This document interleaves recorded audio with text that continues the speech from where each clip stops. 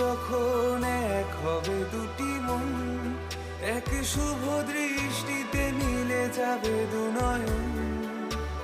ভালো লাগার আবেশ হয়ে আমি থাকবো অন্তরে, ওপারে থাকবো আমি, তুমি রইবে পারে।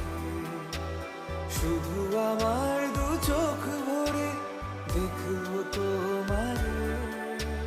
ফুটবে যখন চৈত্র দিনের ফুল, আর সোহাগের নদী ভেঙে যাবে তার কুল।